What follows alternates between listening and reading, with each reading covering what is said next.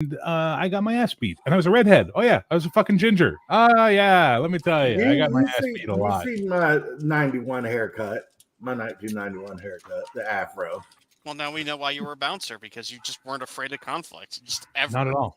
It's the weirdest fucking thing in my head. Is okay. So you produce adrenaline, right?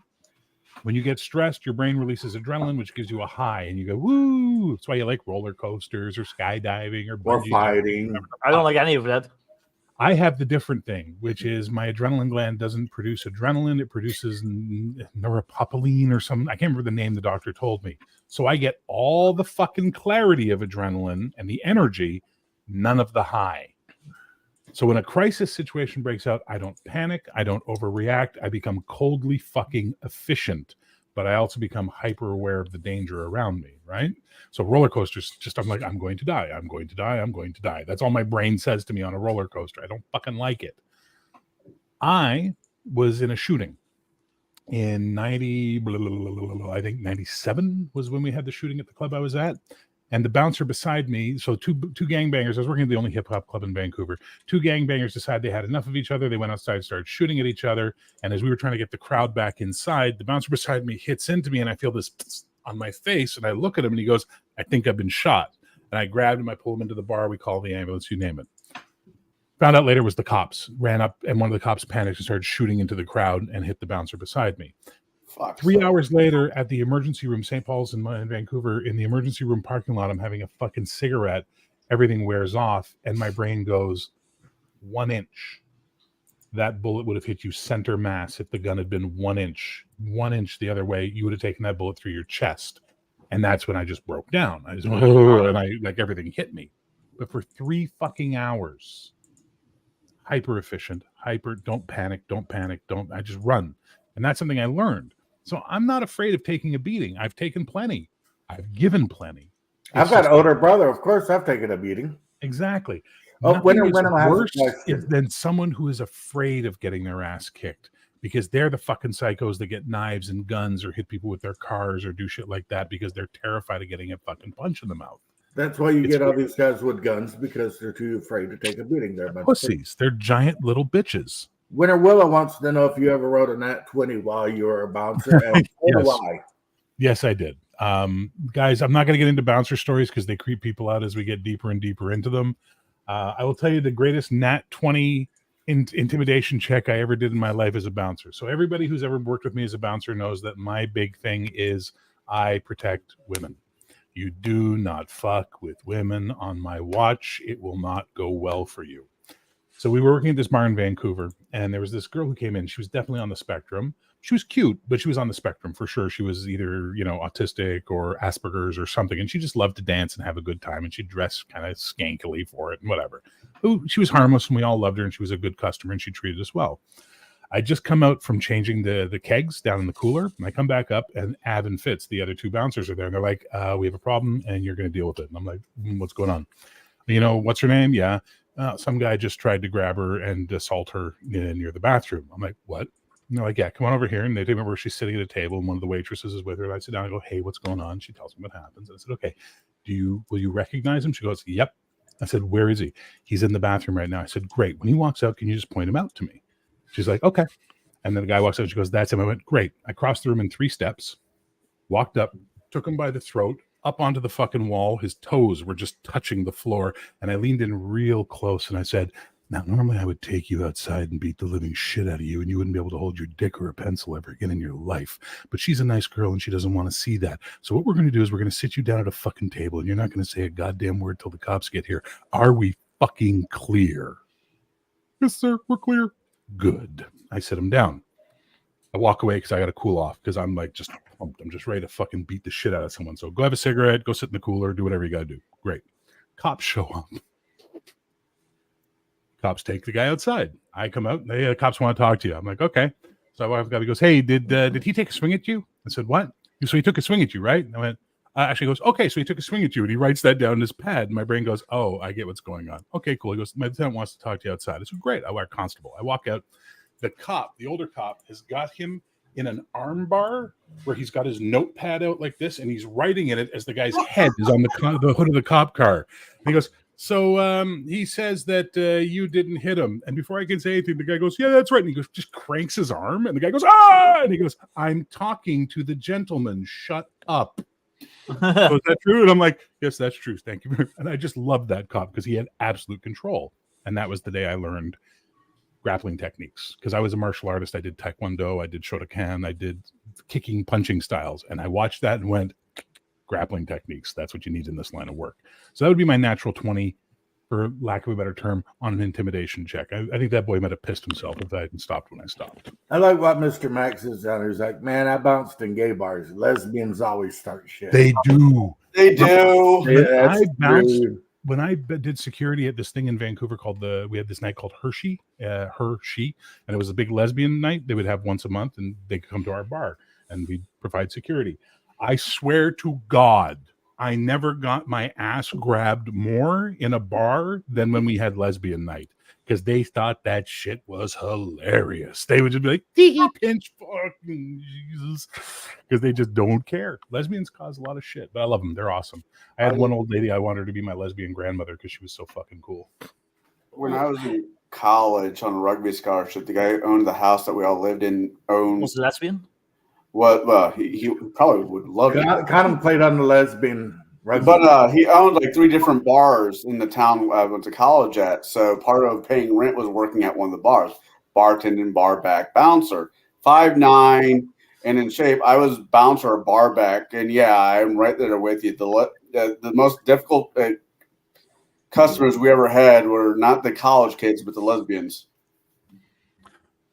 I was working at the club where we had the shooting. Before that happened, we were doing one night, and one of my waitresses comes up to me and she's like, "This guy has to fucking go." And she points to this guy dancing on the table. Now he was Somali. Not that it matters, but it does matter for what he tried to do to me.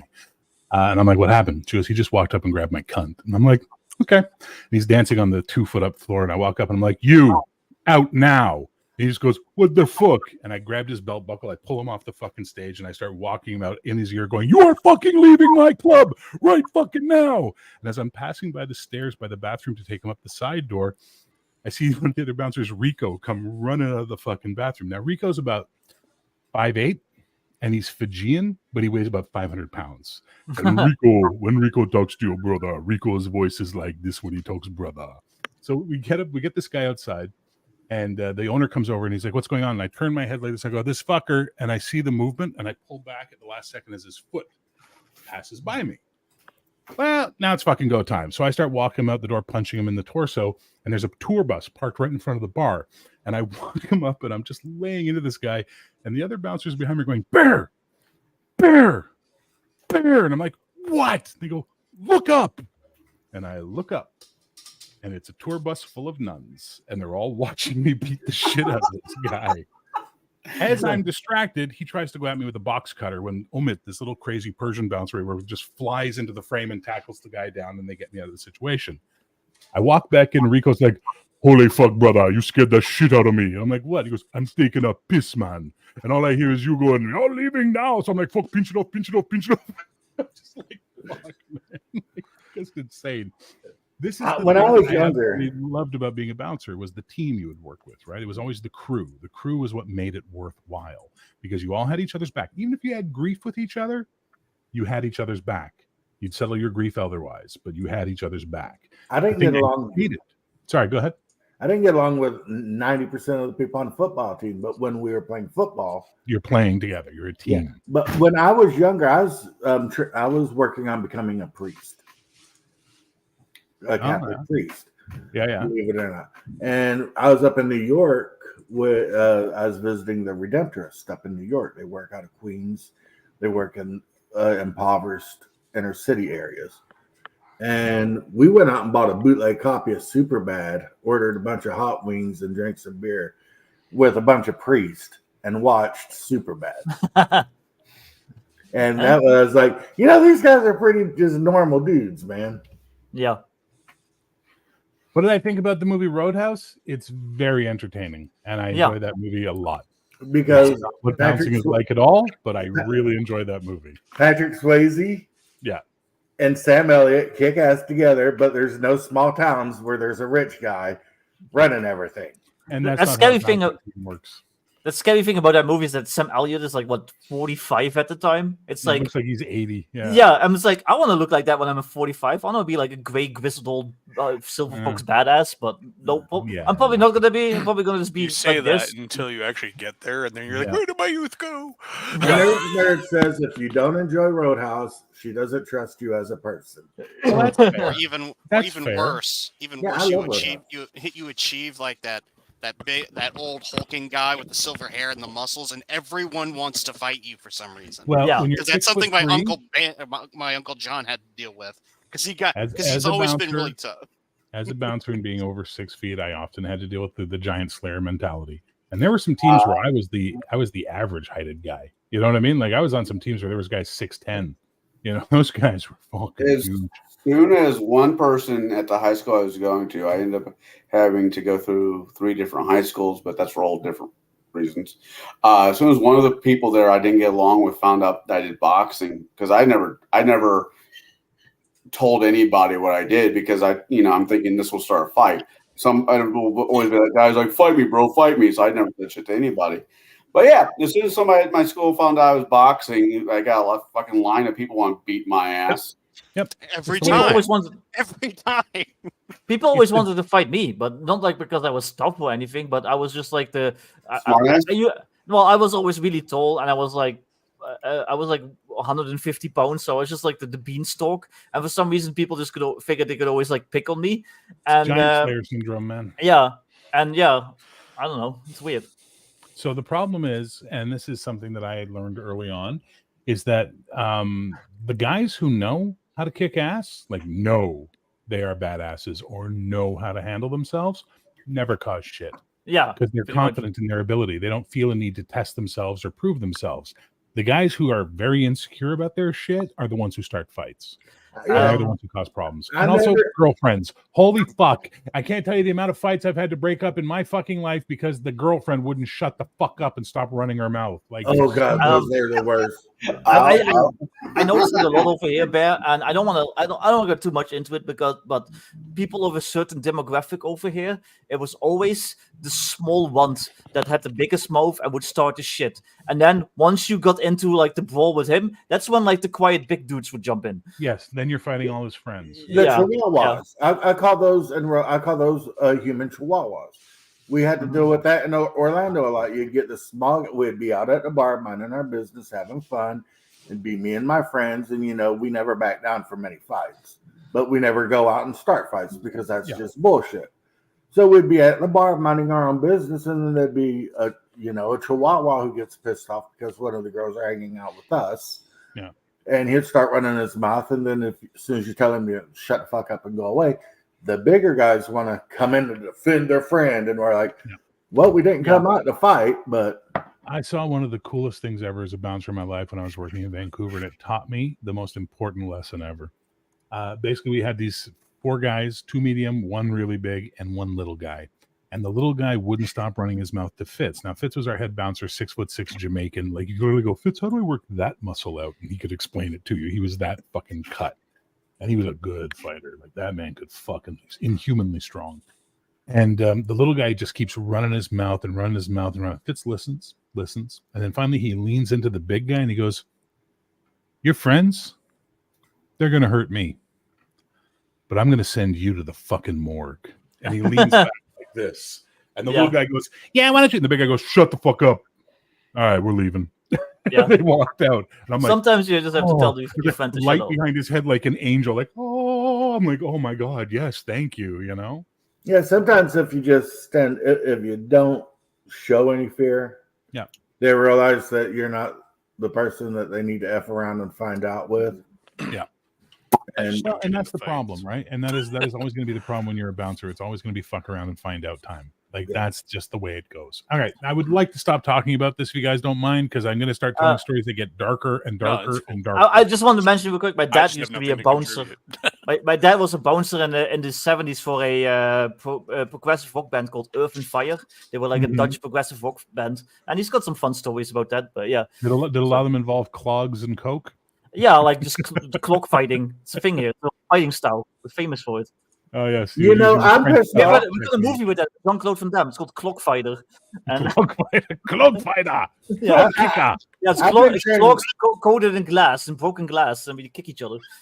I've been training for cockfighting for like 6 months, and I just found out that shit's done with chickens. Yes, it is. Thank you, Hungar. Thank you. But Hungar with the dick joke. There we go. Yeah. All right, role playing. Let's talk about role playing for fuck's sake. That's what the Dwarves are the channel is. best. Worse than the best? Dwarves are the best. No, You- dwarf wizards. You say it because you look like one. You biased. We were talking about you today on my show and how awesome you were, Bear, and how Well, I had Elle quit following me because Aw. I had you on my show, and I've never had any Aw. issue with Elle. I don't have issue with anybody, but Quit following you. I tell everybody Oh. that the name of my show is Hungar's Chaotic Neutral Live Stream. Yeah. It's Hungar's show. So if you don't like it, you can fuck right off because it's my show and I do what I want. Yeah. Yeah. But I let everybody on my show and everybody in my audience know that if they really want to talk about role playing with you, to look up all the Die 12 systems because they're your favorite. Oh yeah, I love those D12 systems. Let me tell you, nothing but a special place in my heart for all them D12s. No. Yeah, somebody was telling me earlier that I should change my 2D8 to 2D12. I'm like, no. Yes, just Everyone does. Everyone already does. Everyone does D6, everyone does D10, and everyone does D12. That's why I picked D8, because nobody fucking does D8. So Well, it's like, you you know what? gotta- I'm going to make it work. You got to write a D12 system just for Bear and Yeah, dedicate it apparently, to him. apparently, I love them D12 systems. Like that Yeah. joke's not, between that and Yield Geeks a Gag about my cameo I've- in Baldur's Gate 3. These jokes are never getting old. They're like Make a Wish Foundation kids, never getting old. How about just D12? I'll show you D12. That was dark, dude. Oh yeah, I have a It's, friend what was- that I what was the game word? with.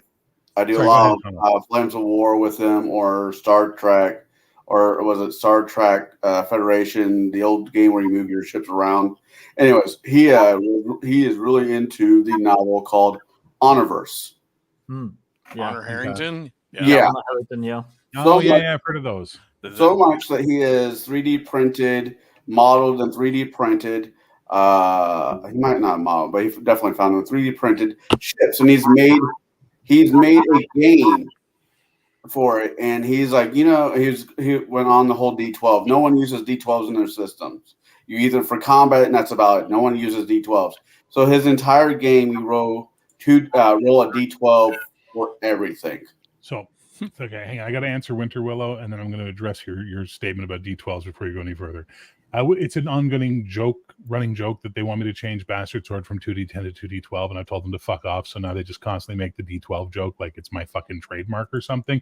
I absolutely adore the D6 system, the original real D6 system, not games that use D6s and then call themselves D6 system. There is the D6 system, which was Star Wars had it. It's a great fucking game. So that's why. So don't worry about it, Wintry. Second, I wanted to do a D12 system, and then Len explained to me how bad the math is on 2D12, and I was like, ooh. Yeah, okay, good to know. Thank you. It's a shit system for math. Unless Yeah. you're using like Egyptian base 6 math, But it's a who shit cares? system. Who cares about math anyway? I've never I really do. used the D12 in a freaking game. I don't even know what the use of it is. I mean, Damage. it's the worst. Mostly damage. It's the damage worst. roll. Barbarian dice. hit die and great axe damage. And the old the barbarian hit die. Yeah, you're right. The barbarian hit die, and that was in Unearthed Arcana too. It was the barbarian. Yeah, it was the barbarian, but I never played a barbarian. Yeah. I- You've never played a barbarian, Hungar? Really? I played dwarves. You kind of have the reverse of that. I'm not can be a doctor, dwarf but I play barbarian, on though. TV feeling to you, which is I don't play barbarians, but I am one in real life. Like, Yeah. I mean, dude, you exude barbarous nature.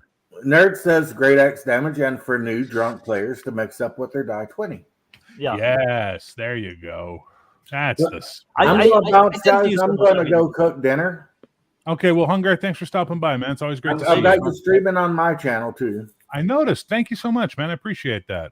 I support all everybody, especially Yeah. my buddy Bear.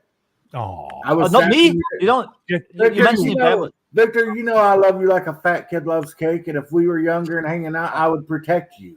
yeah, that's fine. I'm used to that. I always had like big friends that were like really protective of me, and it was great. I was a little sad you didn't show up for today's show. We had a good one. I was probably still sleeping. Yeah, I think you're I was always working. sleeping, and Bear shows up, but he didn't show up today. Yeah, I was working. I couldn't get out. Sorry. But And then I was was wa- watching Next Generation. And I just kind of got lost in that for an hour. How do you I was watch? not, I'm gonna go make meatloaf.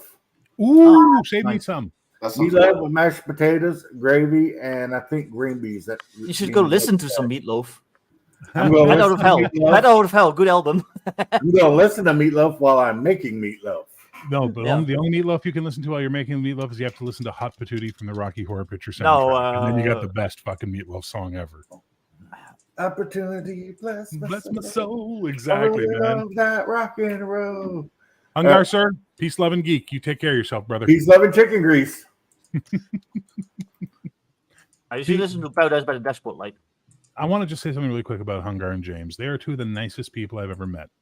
While I don't agree with all their politics and stuff like that, that's just the way it is. We all have different views. They are just the nicest fucking people you will Yeah, ever agreed. meet in this fucking community. You know what I mean? It's just them and Cody. Like, that's it. Those, like, the rest of us are all pieces of human shit. All of us. Everyone on this panel, we're all shit compared to No. those three. Those three are Whoa, fucking was that angels. for They're yourself? saints. I'm a superior European, and There you might go. be See, shit, but I AKA, am. if we translate that into the imperial system, it equals superior European. Oh, piece of fucking shit! Look at that. So that would be metric shit. Yeah.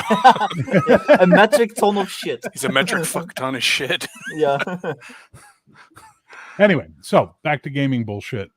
I'm really loving running Star Trek right now and working on Star Trek. It's ridiculous how much You fun I'm don't having, say. and it's scaring me. And Eli, you're a bitch for not playing in the Paradise Station game. I Yeah, just want Eli, you to know. you're a bitch. No.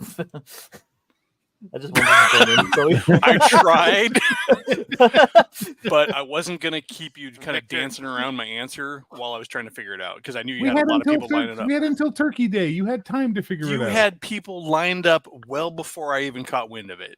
It doesn't matter. It doesn't matter. I would have held a seat just for you, like I held one for Curtis. Appreciated. The next game you run. Oh yeah, there'll be another.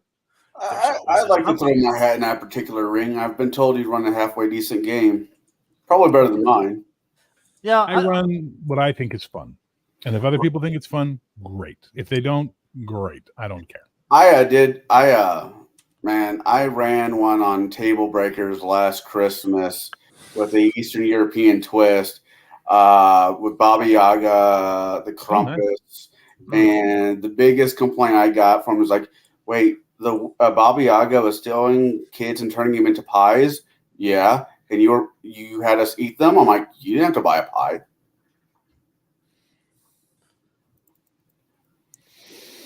Have they I'm not never touching read a that. fairy I'm not tale? touching that. I'm not fucking touching that's that. what she said. Uh, Maybe but a sex tape almost there, like Victor. I explained to Yeah. everybody that I when it comes to stuff like fantasy, I love Eastern So fairy. dark. It's Oh, I so know! fucking dark.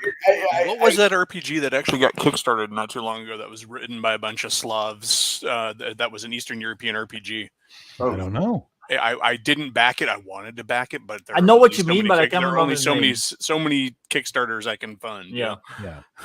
Yeah, fun I mine. just cleared my entire Kickstarter. I Money. gave up on my dream of getting the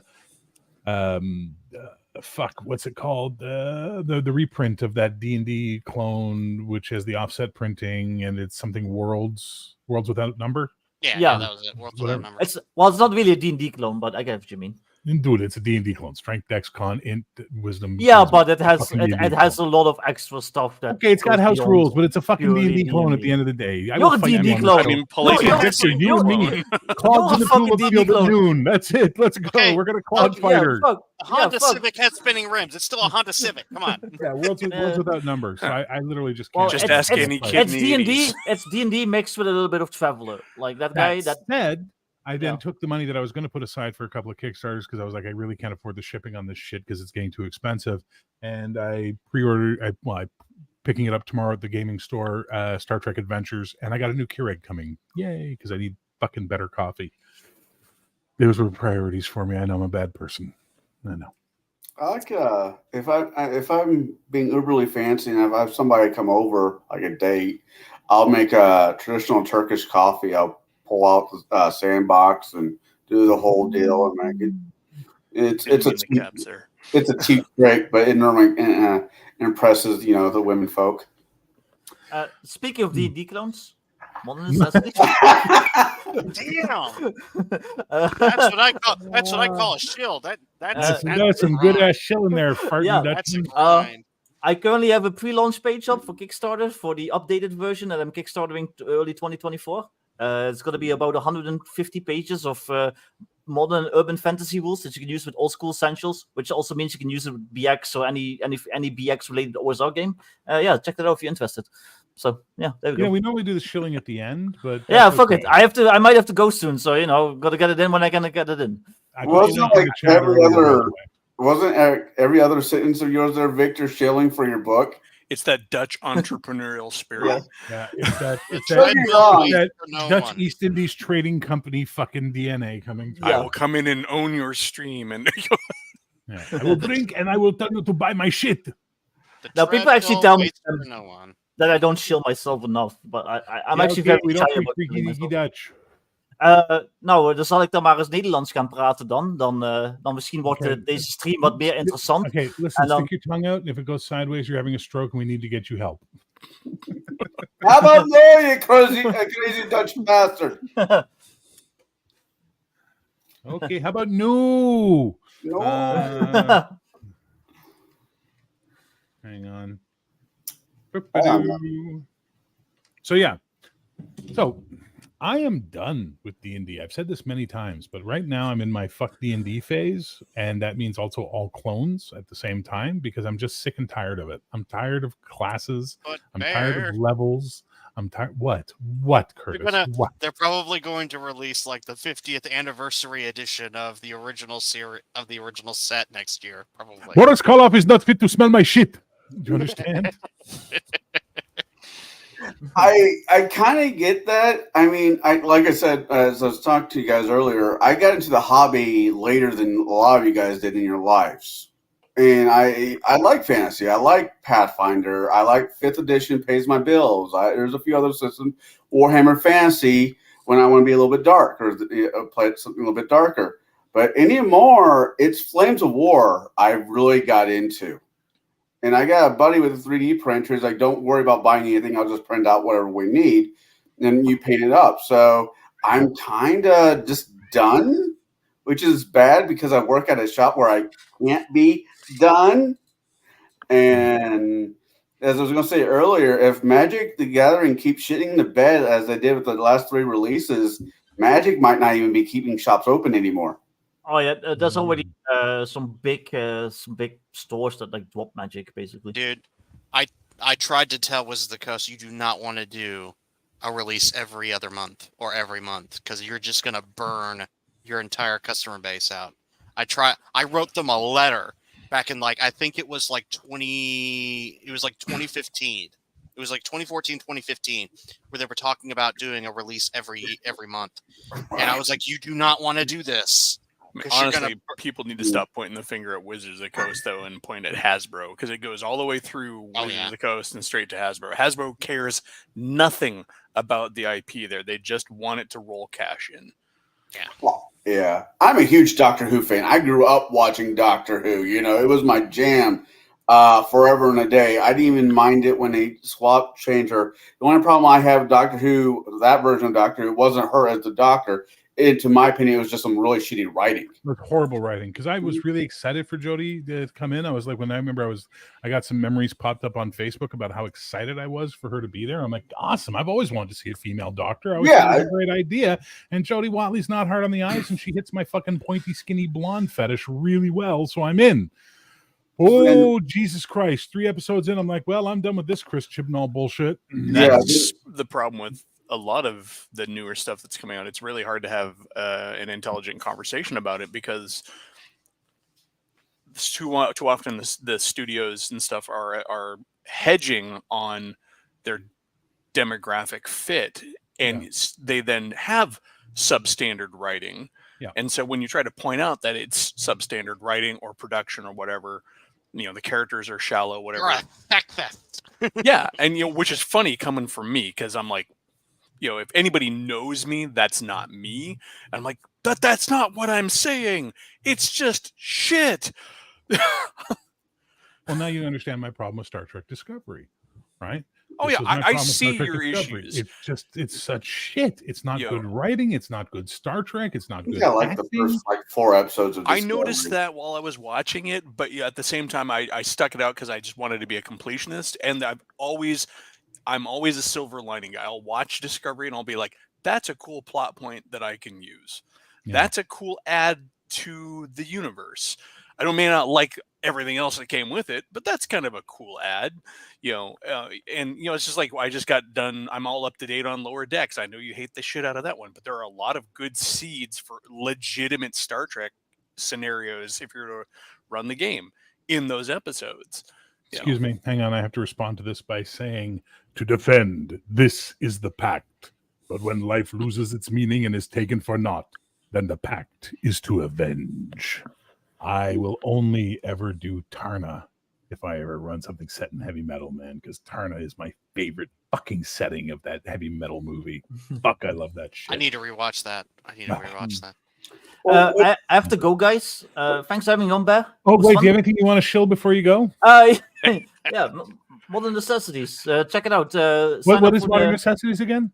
It's modern themed rules for old school essentials. You can add firearms, modern themed classes, vehicle rules, modern themed magic, a modern setting, all sorts of stuff like do urban fantasy stuff like Where's that kicking movie out of the Pride. stream button again? Hang on, there we go. Yeah, Yeah, kicked from yeah. removed from stage. There we go. All right, thanks for stopping by, Victor. Take care, my Yep. friend. Yep, latest man. Peace. Oh, Guys, we have room for up to 2 more people if you want to stop in and talk with us tonight. I don't know how late we're going to go, but I'm just in that mood to talk with people, so stop on by. We're not doing no 12-hour bullshit because that'd be 5 in the morning, and I'm not fucking doing that. I think I got shit to do tomorrow. I think we're all getting used for Bear's procrastination. Yes, you're being completely used for my procrastination. Fucking enjoy it. For like the last 2 months, I've been Wow. wanting to hang out with Bear, so I'm fine with this. I'm sorry, what was that, Connell? I said for like last 2 months, I've been wanting to hang out with you, so I'm fine with this. Why? I'm an asshole. Well, I'm a dick. So am I, and Yeah, but you're our dick. You're our dick. I'm America's dick. that doesn't say much. Much like Captain America. No, America's dick ass. is Florida, right? So, but Yeah, that's what I've said, and no one ever believes me when I say it. it's America's wing. Listen, and that means the Panhandle is the taint, and Louisiana, specifically New Orleans, is the anus because it's the digestive tract of the Mississippi emptying out. Now, I didn't design America. said you're watching Next Generation, and the only way for me to watch Next Generation, because I'm also a completionist, which drives me up the damn wall, because I somehow have to get past season 1 of Babylon 5 without exiting life. But there's so many seeds I've been told that are laid in season 1 of Babylon 5. Listen, it's worth it. Babylon 5 once through is worth it. I tried to rewatch it. And I'm like, I know how this all ends now. It's not interesting anymore. Yeah, that's the problem with those series is that are so embedded in their story. Yeah. With the episodic nature of Star Trek, you can kind of just like, oh, it's this one. I know this one. It's boring. I'll skip to the next one. Yeah, I exactly. find with So- Next Generation, let me get this out really quick. Yep. With Next Generation, I'll find a character I want to watch. If it's Picard, I'll watch all of the Picard episodes. If it's Worf, I'll do the same. Data, I'll kind of watch, and Geordi just gets a hard pass. So okay, so there's lots of bad episodes in Next Generation. I have actually turned the corner on Lower Decks. The first season and a half is pure shit because it's just them trying to be funny and it doesn't make any sense. I've now watched the rest of it up to the current episode, and I quite have to admit they've done a great job because it looks like some actual Star Trek writers have finally joined the cast, and they made it start. I still think Mariner is an overwritten Mary Sue fucking annoying character because everybody they meet from every other Star Trek franchise is, hey, Mariner. It's like, fuck off. I think they're just leaning into that on purpose, though. Yeah, but it's small universe syndrome, and I hate that shit. But I mean, But that could just be one giant in joke for them too. Could be, but I yeah, whatever. But I'm rewatching TNG from season 1. I'm about halfway through season 1 right now. I think I episode 11 or 12. I just did the Haven with Deanna's wedding when we first meet Loxana for the first time, and Mr. Nar, his name was, forget the big guy, Mr. Holm. Thank you, Holm. But episode 3, Code of Honor, which everyone lambastes as racist. I watched it going, okay, let's watch this. I haven't seen this since it first aired. This should be interesting. And all I could think to myself was, if all the actors here weren't black, no one would be calling this racist. Like, there's nothing racist in the script. There's nothing racist in the story. There's nothing racist about anything about it. It's just another stupid sci-fi story about a culture that's actually way more Japanese than anything else in their behavior and their honor and their sort of thing. Why are people calling this show racist? Wait, was that Next Generation? Yeah, that's the third episode. It's called Code of Honor. It's the one where they go to the planet that has the cure for the disease, and they're ruled. The people are all black, but they're like African culture black type of thing. And they kidnap Yar because the guy's decided she's going to be his new queen and all that. The script originally written, the people were lizard folk, and they made no changes to the script other than they didn't want to pay for lizard makeup. So I don't get why people are calling it racist. It's really fucking weird because it's not a race. I've watched it like 2 days ago, and I'm like, and I was looking for it, and I'm like, no, this is just bad. It's just a bad episode. They call it racist because it's depicting a group of people of color as the villains, and it's like, but there were actual cultures like this, though. Let's not get into that argument, but I just think it was an over knee-jerk reaction by people who want to just look for shit. I think part of it was that it was playing into a particular trope in literature, which was the savage kidnapping the blonde, pretty lady. That I could see, but again, when I now know that the original script is written and nothing was changed other than the casting and they were lizard people. Yeah, but the final product does have it counts. It does matter. Yeah, it does matter. I'm not seeing it, guys. I'm sorry. I'm just going to. I'm not saying it's racist episode. I'm just saying the final product. I agree with intent. Racism has to have intent, in my opinion. And I agree. I think they should have done lizard people, or it should have been some other alien. We're not talking about actual racism. We're talking about the perception of racism, which is why the episode gets lambasted. True. So, that's fair. That's a fair point. So it's just like that whole debacle with the whole Spelljammer bit that WotC did. If anybody had their thumb on the pulse of any bit of history, they would have gone and looked at the picture they selected for the Hadozi and just said, all of this together is bad. Except the worst part is it's Angus Young. It doesn't matter though. No, but just like that's the worst part. The artist wasn't trying to be a racist. They were just like, I like Angus Young. Yes, so I'm gonna make this guy look like that's Angus the thing. Young. If you look at the component parts, none of them are individually racist, but all together they're just like one giant racist pastiche. You're like, how did that pass the editors? The problem. Okay. So listen, we have a telephone company, a telecommunications company in Canada called TELUS. And there was a period where TELUS was doing these ads where they would play a popular song and they would have animals acting out some action about, switching to TELUS is the right choice to make. And then one of the ads aired with a bunch of monkeys packing bananas into a suitcase, and they used the theme from the Jeffersons. We're moving on up.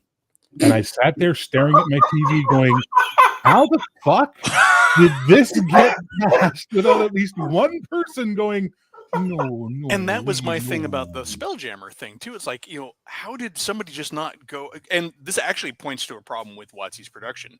There is not a cohesive production team. One part is doing this and another part's doing that, and somebody's doing the art, and they're not really working as a team. They're just so piecemeal and then they bring it all together and try and call it a product. There's not a lead author who has like an overall. I can't be racist. I have black cats. Well, see, I personally, I think it's done on purpose, because that was like the second or third thing back to back that came out of WotC. And, they're following kind of the old adage of any type of publicity is good publicity. Yeah, there's no such thing as bad publicity. Yeah, and I mean, if you look at it, that 5e was starting on the decline, and all of a sudden there was 2 or 3 things like back to back that, we this is whatever. First it was like older editions. They were saying, this may contain some racist tropes, and we apologize because it was written prior to us taking it. It's like, well, whatever. And then you had something else, and then this, and it was just one of those things where there's too many things strung together for it to be not, somebody not catching that.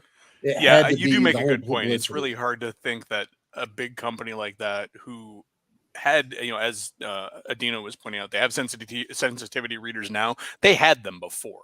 A big company who's producing stuff like that is going to have them, and you have editors, and you also have creatives who generally tend to be aware of things like that also. And so the fact that that made it into print with all of that in place is kind of hard to believe that it made it out When I without I don't know. some intent. when I first Oh saw God, it, Chris just sent me a link. Did he just send me the Telus commercial?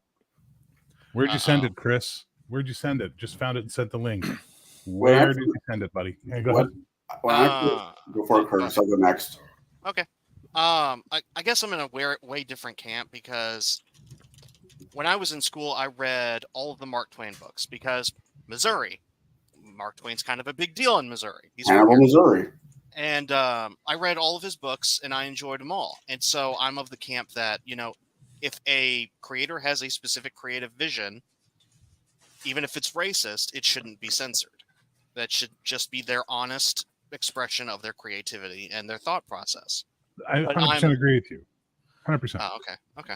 So That's an basically, independent visual creator, though. censoring over the past over differing values of today is silly, because what it should be done instead is be used as a conversational point to discuss the changes in society that have happened since these things were created versus what was considered a norm then versus what is a norm now, and even do a little speculative of and what norms do we consider today perfectly acceptable that in the future will be considered not. That's discussion, that's education. Problem is, you guys live in a country where education is not meant to educate, it's meant to prepare you for factory work. And that's all it's designed to do. My country's 50-50. Well, that's not in my situation. That's not. It doesn't matter. They got rid of all the factory jobs anyway. So Yeah, I'm Irish. That's where I belong.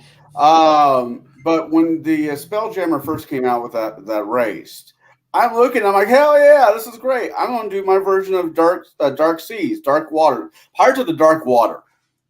there's an official RPG for that, by the way. I'm sure there is. There's I know I almost saw it once on a shelf and kicked myself. I eternally rewatched for not that a picking little it up. while ago. I love No, Pirates of Dark So the Water. Hidozi existed before this version of third edition. They Spelljammer. They existed in old Spelljammer, and they were just a straight port from the Azerians from Yeah, the Azerians, Starfrontiers. exactly. Um, Just to prove to you all I'm not a liar, because I want you to know how stupid people can be. It's 31 seconds of your life you're never getting back. we I've been on believe Max's you. show. To the island, to a deluxe apartment in the sky. Moving on up. We finally got a piece of the pie. But now we're up in the big leagues, getting our turn at bat. As long as we live, it's you and me, baby. There ain't nothing wrong with that. Forever moving on. I mean, come on. Yeah. How the fuck did that pass? The monkey's cute. It's interesting because to the Hidozi thing, one of the problems too with WotC's release, and speaking to G-Rock's comment, is there were several elements that fueled the overall racist portrayal that were not in the original write-up of the Hidozi in the original Spelljammer. The whole uplifted race, the whole slave race thing, all of that was not in the original write-up for the Hidozi. That was added in addition to that picture, which collectively does create a very on-target racist trope. Oh, no. Listen, I'm not denying that there was some subtle racism in there. Oh no, somewhere. I'm just more I've not actually thought about it, but G-Rock brought up a kind of an interesting point that it may have been intentionally concocted. I always thought it was the result of so many hands, none of them working together, and nobody really and rushed production schedule. I always assume incompetence over malice. So Well, I don't think it was malice. I think it was, like you said, just good marketing. Given Either the that or bad they saw math- it and they're like, just leave it in there anyways. Given the bad math on the Hidozi gliding speeds in that supplement, I'm going to go with it was incompetence. It may have been some subconscious racism happening as well, but Jesus Christ, have you guys ever looked at the math on the Hidozi Oh yeah, you gliding can go light speeds? speed. Oh yeah, The light speed in 3 rounds. So I played one. I think we have a couple of possibilities. I think first of all, it's just it was probably I don't think any racism was intended. I think it was actually all the byproduct of just disconnected. They're disconnected and rushed production. They have nobody works together at WotC. You know, you're going to write the races. You're going to write an adventure. You're going to do this, and then they all bring it together, and then you know somebody's doing art for it at the same time, and they put it together. I'm sure once everybody individually in their department gets the go ahead, it's just a matter of the layout team putting it all together and just pumping it out the door. And that was what probably happened here. If anybody did catch it, we're probably in G-Rock's area where they're like, you know what? Yeah, it's bad, but it's already in the box and it'll just sell books anyways. So Could be. It could be. Look, one of the most impossible things for us to do is to read the minds of other people and know what their intents were. Right? We just will never know those things. Only the people who tell us who they are the people we can clearly say yes. Does it hurt us to be a little more aware and a little more, pay attention to that kind of shit? No, it doesn't hurt us at all. Does it have to be mandated as a fucking thing? No. We just need to have smarter people. And when something comes up, go, hey man, what the fuck is this? Did you mean this? No? Okay, we're taking it out because it's not good. Or change this, it'll be less fucking whatever the fuck it is. The silver lining with the whole Hadozi thing is that the government never had to get involved. It was all just producer and consumer, the end. Yes, and that was good, by the way. The tiny little leftist libertarian that lives inside my brain is like, good. The market corrected on that one, and that's a good thing, Yeah, it's always all the talking head. Sorry, just hang on. All the fucking pundits who then sounded off on it all needed to shut the fuck up afterwards. Once it was handled, and we all needed to shut the fuck up. But boy, that went on way too fucking long. Yeah, having known many people because of where I lived, who worked for WotC for over the years. I mean, not current WotC, but knowing kind of like the buildup and what kind of culture they used to have there. Yeah, it was kind of hard to believe that they intentionally put that there. That's why it was like, Curtis said, incompetence. And if anything, it's that was my go-to too, is it was incompetence. I had never heard the theory that G-Rock put forward. I wouldn't doubt it if they let it just get out that way and not corrected it because, hey, bonus points. But WotC was me. It was guys like me who could write better or who had, the ability to do layout. They were just the guys that I would game with in downtown Seattle and in Bellevue and in Renton and at conventions and stuff. They're the guys who went on to work at WotC. And it was so hearing. I'm sure the culture has changed over time because, of course, all things do. But yeah, I mean, at the end of the day, it doesn't matter. Yeah. And here's where it doesn't matter. Here's why it doesn't matter. It was the flavor of outrage for that week. Yeah. And now a new flavor of outrage took over, and we're on like fucking outrage flavor 32 now, Yeah. Can't remember when it was. Definitely in the mid 2000s. It kind of struck me as being, struck a lot of people as being bad. Nike was going to release a shoe called the Black and Tan. And guess where they're wanting to release it at? Ireland on St. Patrick's Day. Oh, yay. Which brings me back to my original point from way earlier, which is why is it okay to make my ancestors look like assholes? It's like redheads. Like the fuck? What did we do to you all? Like, why do we get such a shit run in this thing, I'm wondering the same thing. It's like, what did redheads do in the ancient history?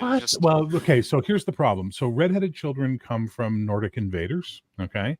So any child that's born with red hair in the rest of Europe, you can go, well, you're not a pure blood, clearly, because you've got red hair, which means some Norwegian blood is in there, or some Danish blood, or some Swedish blood. So that's number one. It's all Victor's fault.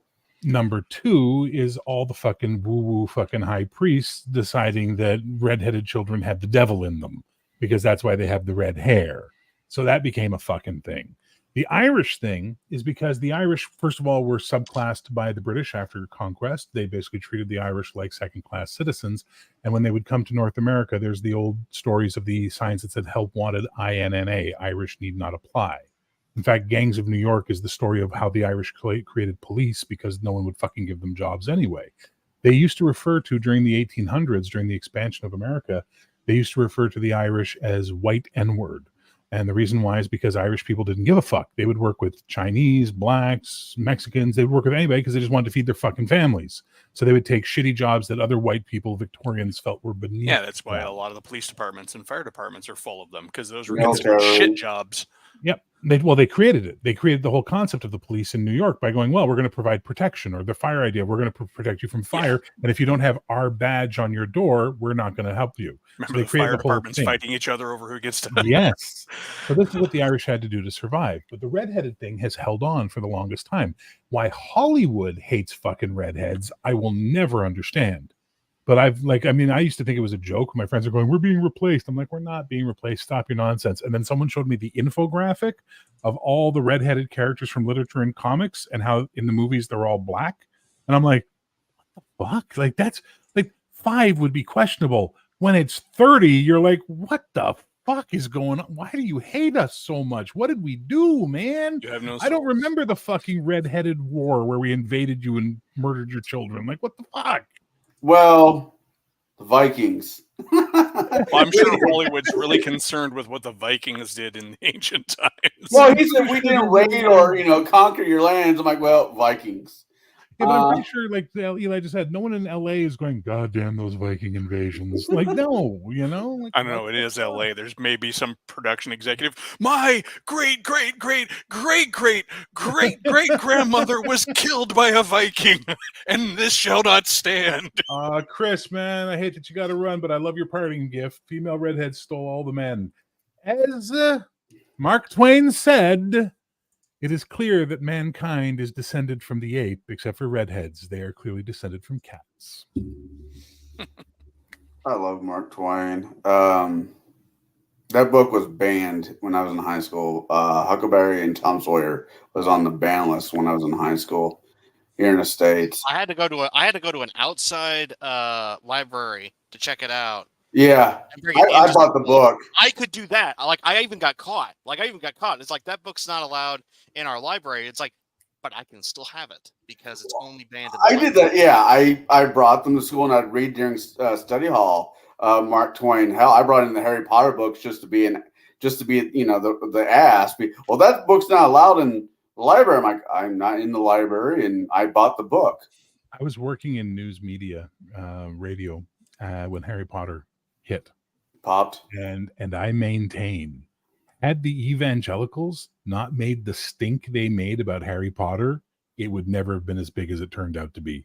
They made people want to read it because we were getting stories every day on the wire about, this Christian group burning Harry Potter books, this Christian group debating and saying sorcery is bad for children. I'm like, you're just making people want to read it now. Pope John the Second. Hang on, Connell. Eli hasn't said talk for a bit. Go ahead, Eli. I said, how many people just went out and bought a copy of it just to burn it too? Just for and that sent the numbers up. Go ahead, Connell. I was about to say, Pope John II read the book, Saint Pope John II, because I think he became a saint here recently. He's been canonized. Good for him. Read the book. It says, using my words, not his. I don't know what the fucking problem is. This is a fine book. Move on with your life. And Connell, you say that having grown up in a Catholic society called Ireland, where the Pope's words mean something. We're talking about America, where Catholicism is next to Satanism in lots of places, and it was evangelicals that were doing it, not Catholics. And that's a different. See also the Satanic Panic. I can explain the thought process for that, but it's yes. By the way, to answer Dale's question, we do steal souls, and we get a freckle for everyone we steal. My back is covered. Don't fuck with me. I've got soul power. Agreed. That's metal as fuck, to be honest. My beard went from black to red to gray in certain areas. I'm like, what the fuck? My hair ass beard. I had auburn fucking hair all my life. Every hairdresser who ever cut my hair was like, your hair color is so beautiful, the texture of your hair. And then I got old. My hair went brown and thinned out. I'm like, what the fuck? Yeah. Oh, you hate my hair has gone kind of the way my grandmother's did, because she was also a redhead. Mine used to be a lot more vibrant red. Yeah. And it's kind of gone almost to like a brownish red now. And then that's what I had. I had a nice auburn chestnutty red. It was really nice. Like, I'm sorry, even I'm like, fuck, I miss that color. Especially today when like women actually find it attractive, as opposed to the 80s when it was like, you're a fucking redhead, fuck you. There was a girl in our hometown. She was a ginger, and thinking back on her, She was beautiful. She was insanely beautiful. Long, beautiful ginger hair, porcelain skin, good features. She was a good-looking woman. And in school, we all basically just called her witch all day long. You know, when it comes to ginger women, not to be a dick, but I'll jump on this particular grade. They either come one of two ways: either gorgeous as hell or uglier than sin. No. And that's all the redheads I've noticed throughout high school and college. It So might remember not be the rule. send your complaints to @theCigarDM 5224. That was my experience with redheads growing up. See, and the other thing is too, you go back to the stigmata of redheads. It has been actually scientifically proven. Number one, redheads have a higher tolerance for pain. And we have a lower or we have a higher resistance to pain medication. Yep. And my dentist And- wouldn't fucking listen to me until his nurse showed him the article so he could fucking learn, put more Yes. shit. My first- friend Also- who has birthed 3 children knows that quite well. She's like, it's not enough. No, you're fine. It's within. No, I'm redheaded. It's not enough. Chris, And- Tina, whatever her fucking name was, they lived in Passbeac. Tina, I can't remember her last name. She was a couple years older than us in school, dude. But the other thing is too, is that we also have more hair per square inch on our head than Yeah. other folks also. And our balls So- for some reason. Like, Jesus, what's that about? Like, Yeah, we got it- raw. Like, it's like, what the fuck? Like, literally from here, nothing, then everything, and then to my toes, nothing. It's like, what the fuck? Like, It just there makes your barely have heads hair better on them. What the trophies. fuck? It just makes your heads better trophies. Yeah. Well, yeah. And when I grow my beard out, it can get like I can get Hungar level if I really don't. The pay rest of attention you will to it. freeze. I mean, Just put the head on the pike, warn the children away from those evil redheads. no. But I mean those were also things that were looked at during those times also, because if they were tortured as being a witch or whatever, they would withstand the pain longer. Therefore, that fed into those lack of a better word, those tropes. My friends have learned if I actually say I'm in pain, they know like, oh fuck, you must be in a lot of pain. Because if I take the time to tell you I'm in pain, that means it's past the point of tolerance for me. My ex, one day we were going shopping or something. I had to stop and just went, oh fuck my knees, and I had to stop because I've destroyed my knees as a bouncer. I'm like, Jesus Christ. And she just looked at me and she went, you're in pain all the time, aren't you? I went, yeah. She goes, you don't get enough credit for not killing people. And I'm like, I know. Trust me, I know. For what I it's like worth, Flavy's comment. the first woman Okay. I dated I'm seriously. sorry, hang on. That's fucking funny. That's actually fucking funny. That's funny. I'm sorry. I know it could be intrusion as transphobic, but it's fucking funny. I like that. I don't know. I've never seen redhead woman's balls, so I can't tell you, sir, if it's true or not. But back onto gaming. You ever notice how people, when they make their characters, how often do you hear someone describe their character as brown hair, brown eyes? I usually but- go either white or red with blue eyes. That I mean that's just me Blonde, though. black, gray eyes, green eyes, blue eyes. Like, how many people are like literally like, oh yeah, my character on brown hair, brown eyes. Not very often. I mean, I'm committed to always playing weird like average Joes. I like Now underdogs. here. Okay, Pretty now often. I'm going to post a link so you can join us if you want, but I swear to fuck, I will cut you off if you start doing what you do on John's channel where you talk for 15 minutes. I will cut you off, son. He missed his vocation as an auctioneer. You know, it's funny that If he you brought spoke this up. faster, he could be the Micro Machines guys from the 80s. Eh, Oh, yeah, I remember him. I have a friend who still lives down in Nashville. We're talking about character creation, and we're on the phone, and it's like, basically, we're having a conversation just about how society is going on. It's like, how many of your characters describe themselves as a black man or a black woman? And when you're doing your RPG, I'm like, I don't know. I don't normally ask. Yeah, it's the drow. I've gotten to the point where I've never allowed cross-gender role playing because I just find guys act like stupid women and women act like stupid guys when they play those characters. They never do a good job of it. They're always just like, these are all the stereotypes that annoy me about this gender, so I'm going to present them. Strangely enough, all their characters are lesbians or fucking whatever. And I was just like, okay, I'm just going to get rid of that because it's uncomfortable for everybody. And now I'm noticing, I don't know if it's a change in society, but I never noticed it that much before anyway. Not a lot of people did cross-race role playing either. Like, I never knew a lot of white guys who would want to play, unless we're doing like, you know, a specifically Japanese game, would want to play Japanese characters. You know what I mean? Like, it's just, I don't know. I think there's an ingrained discomfort, probably because of societal pressure. I played a Zulu warrior in one campaign. Well, you're canceled. I mean, like, I'll play a Twi'lek wearing a pair of sweatpants like on my head for the years leg ago, to it, but okay? I won't play. Wait, hang on. A Twi'lek with a pair of sweatpants on your oh, dude! I came down. I am running a Star Wars one off, and you're playing a fucking Twi'lek. That's all there back is in the to it. roommate days, I come downstairs because it was never when are we going to play. It was like, what are we playing tonight? House full of gamers, right? Yeah, I come downstairs, they're all playing. I'm like, what are you guys playing? They're like, Star Wars. I'm like, be right back. I came back with my Twi'lek, swoop racer with my blue sweatpants on my head with the legs hanging back over me. All right, Omanal, welcome to the conversation, sir.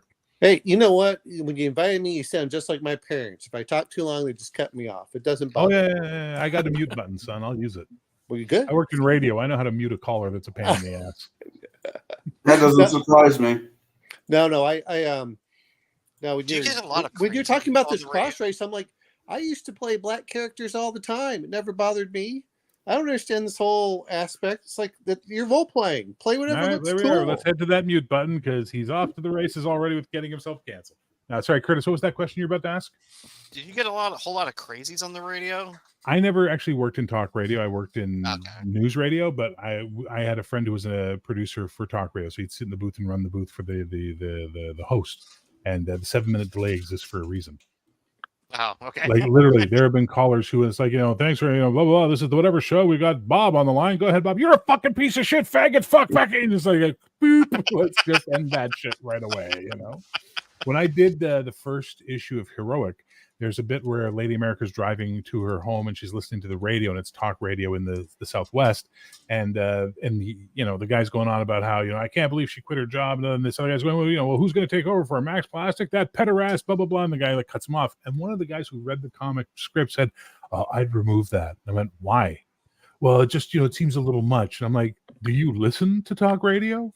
Oh yeah. Like that's exactly what talk radio is, It's just people. You literally have an open invitation for anyone to call you so they can rant about their latest thing. Yeah, there's probably going to be a lot of crazy people. Well, and so it takes me back to the most important thing I ever learned in my life, and it's a bit of a platitude, but it works, which is truth is stranger than fiction because fiction has to make sense, and that's ultimately what it is. If I were to write a movie where all the bouncer shit I dealt with happened as it happened, no one would believe the movie. They'd be like, this is horse shit. None of that ever happened. It's like, oh, that shit happens. It's just, it's not logical. It's absolute fucking absurdity. And that's why it doesn't make sense to you watching a story. So they do Roadhouse instead, which is not at all how bouncing happens, but people think it is. I'd buy that movie. That's why when you see fight scenes in movies and TV and it's a really brutal, just knockdown, dirty fight, and you're like, oh my God, that was so cool. And it's because it wasn't very choreographed. Well, no, I'm talking about the ones that are not perfect. Those ones that just seem like they're better because they're not. Well, they're more real. They feel more gut, right? Yeah. So here's a free tip for you. If you actually watch a fight scene where some character takes 3 shots to the fucking dome, be it fist or foot, and they get up and keep fighting, horseshit. Pure fucking horseshit. Okay, unless drugs are involved. Unless drugs are involved, and I discovered this the weirdest way working out in Vancouver. They're Native American. Those guys, holy fuck! Some of the shit I've seen some Native guys take in bar fights, I'd be like, I'd be dead, and that guy's still fighting. How the fuck did that happen? And Van and I were talking about that one night, and we were like, yeah, and we were sharing stories. It's like tough men, like tough men. To the point where when I was bouncing in Vancouver, I'd be like, okay, look, can we not fight, please? Because I don't need to go to the hospital tonight, please. Like, I don't want to fight you, It reminds me of the old comedian who talked about, performance in boxing is based on how low you are on the socioeconomic totem pole. He's like, for every Mexican, there's a Filipino out there waiting to kick his butt. And for every Filipino, I'm just waiting for some Native American to come out in a pair of shorts. Jesus Christ. Well, I actually had a friend of mine who was Mi'kmaq from down eastern Quebec, and I was asking him about that years later. I'm like, what is that about? He goes, dude, you got to understand, man, when you grow up on the res, from the time you're like 4, you're fighting nonstop every day. Your brothers, your cousins, the guy across the street. He goes, and we fight dirty. He goes, we pick up a fucking log and hit you in the face with it. You get tough fast, I spent one weekend as an 11-year-old playing with res kids, visiting my dad. He had married a lady down in California, moved on to the res with her. Okay. And of course, it's me and all the res kids. I felt like I was going to die after that weekend. They played so hard. Yep. I mean, and I'm a kid who runs through the woods pretending I'm a fighter all the time, hitting my friends with sticks. And I'm like, there were times where I thought they were going to break me, literally break me. I'm like, let me go. We used to have this native guy come into the bar who was he was a big boy. He was my size. And, he used to play pool. He was a hustler. He was a really good hustler, but he would play pool. That's what he would do. He was a construction guy. And one night we watched him and this other guy playing, and I don't know if all the bouncers' radar went off at the same time, but we're like, oh shit's about to happen. And we started moving slowly like sharks coming in on the area. And just before we got there, he turned around to say something to his girlfriend, and the other guy he was playing with got mad, took his pool cue, and full tilt fucking boogie railed the guy in the side of the head. The pool cue bent around his head and snapped back. That's how hard he hit him. Ooh. And this big fucking native guy just turned around and brought his pool cue up to kill him. And I was behind him. I'm like, I grabbed the pool cue. Another bouncer tackles him. I'm like, no. But I swear to Christ, if someone had done that to my head, I wouldn't be here talking to you guys. If I was alive, I'd be fucking fed through a fucking tube. You know what I mean? Like, it's insane. And you know what? God fucking bless them. You know what I mean? Like, literally, the shit they've had to deal with over the years, God fucking bless them. They deserve every goddamn penny and ounce of credit you can give them. Because I'm telling you, like fucking Chris Rock said, you never go to a Denny's and see two native family having a meal together. It's just, and that's in your country. In our country, we have a lot more native people here, and they're more integrated into our society, but they're still, between the fucking Catholic schools and all the bullshit our governments have pulled with them, pisses me off. Like, it just pisses me off. Now you know why I don't trust any government. Well, yeah, we're getting on that hole again. I'm sorry, we shouldn't get down that hole again, but you know what I'm saying? Like, I'm just like, fuck. Anyway, go ahead, O'Malley. No, I saw one of the guys I deal with, really cool guy, but he had a little bit too much to drink, and he jumped off the van, and he twisted his ankle real bad. I was like, oh, I'm fine. They're like, come on. And then he was real skinny. I mean, but yeah, it was. But you're right about the reservations. It's like, well, okay, they don't get enough credit for like when they go off to war, because I saw a couple of them like Marines and stuff. So, my question for you, El, you said running through the woods, hitting people with sticks. If I use the term Daggy here or Belgarth, does that mean anything to you? Use the term again. Daggy here or Belgarth? No. Okay, they are medieval reenactment LARP, but we beat the shit out of each other with foam weapons, bows, and stuff like that. So I was just wondering if you're one of us. Oh no, I mean, we back in the day, I was in the SCA, but this is even before that, and that was okay. I was 8, 9, 10. We had about 20 kids across about 4 different neighborhoods. We used to meet in this wilderness park, showing up with whatever homemade wood armor and weapons they could make, and would go full contact with each other for an afternoon. We had this great gully where it was like the woods would come down into this little valley, and we'd line up on either side, just clacking whatever garbage can or piece of fruit box you were using for a shield, and then just charge down. One day this guy shows up with a graphite hockey stick, and he's just like, I'm like, no. I've always been too poor for SCA, but I've been wanting to get into it. I was way poor when I was into it because I was 12, 13. But okay, keep in mind, Sorry, go ahead. this is the kind of mid 80s, and so it was a different time. My mom would give me a cooler full of food, send me to another state with the only responsible adult being my buddy's 17-year-old rocker chick of an older sister. She could drive. We'd drive down to Oregon for a weekend. There's a reason why I got drunk for the first time when I was 12 and then didn't drink again until I was 24. There's a reason why the Pacific Northwest produces more serial killers than any other part of your country. I lost heard about Illinois? 4 hours of memory that weekend.